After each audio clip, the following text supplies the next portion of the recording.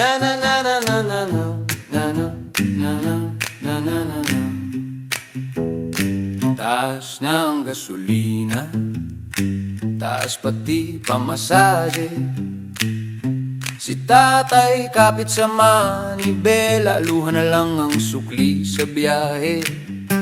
Taas na ang kuryente, tulo ang pawis ni nanay.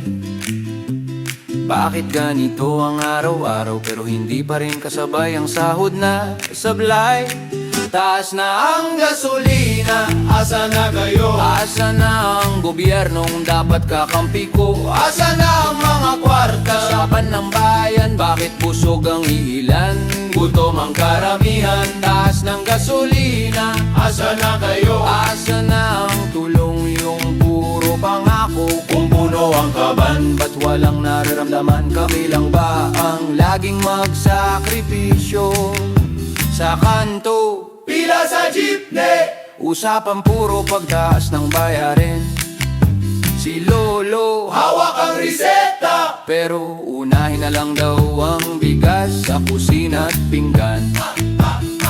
May bago na namang proyekto, pero butas pa rin ang bubong kung saan napupunta yung buwis na pinipiga sa bawat tulong nagkukulong.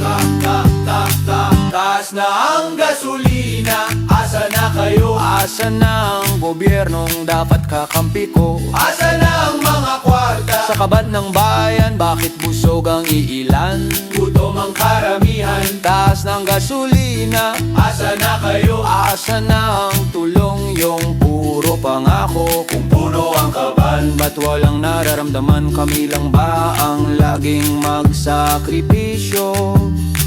Kung tunay na serbisyo, dapat kami ang inuuna. Hindi porma, hindi tarpaulin, hindi selfie sa gitna ng baha. Kung tunay na malasakit, bakit kami pa ang paulit-ulit na hikahos? Sagot nyo lang na tiisin nyo muna, habang kami ang laging lugi sa bawat gastos. Taas na ang gasolina, asa na kayo? Asa na ang gobyernong dapat kakampi ko? Asa na ang mga kwarta? Sa kaban ng bayan, bakit busog ang iilan?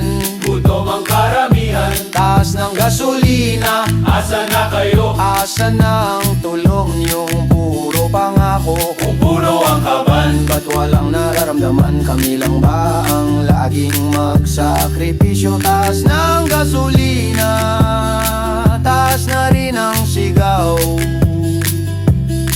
Hanggat di nyo kami naririnig, hindi kami mapapatahimik kahit